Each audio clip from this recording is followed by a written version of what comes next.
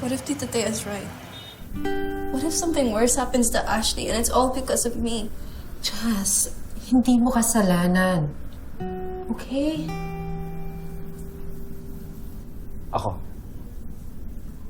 Ako ang may kasalanan.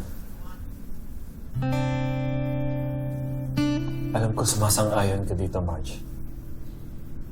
Kasalanan ko to. Kung naging tapat lang sana ako sa'yo na asawa, hindi sana tayo hahantong sa ganito. Tama si Edward eh. The heavens are punishing me dahil sa kawalangyaan ko sa'yo. Habang gumagaling si Jasmine, nagkakaganito naman si Ashley. Dad! Dad, stop! Stop it! Ano ba? Deserve kong mahirapan. Deserve kong maparusahan. Hindi deserve ni Ashley saluhin lahat ng parusa mo. The least thing we can do right now is to pray for her. Kagaya ng lagi nating ginagawa kay Jasmine.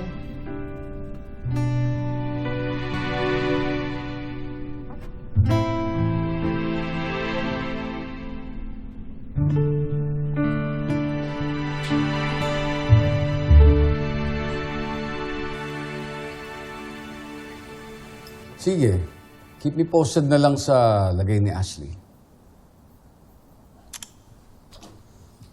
I can't believe that Marge did that to poor Ashley. Paano nakalusot yung procedure na yun without the consent ng mga magulang niya? They have consent. From Thea.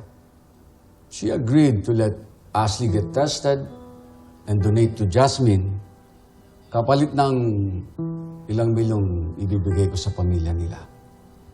Alam mo, Greg, hindi mo pa naisip na dahil sa kakaganyan mo, kaya masama ang loob ni Edward sa'yo? I should have disowned that boy a long time ago. You can't bruise a child and not treat his wounds and then wonder why he doesn't run to you. Hindi ka nagparamdam na kahit konting pagmamahal para sa kanya. How can I love that kid when every time I look at you, all I can think about ay yung kasalanan mo sa akin?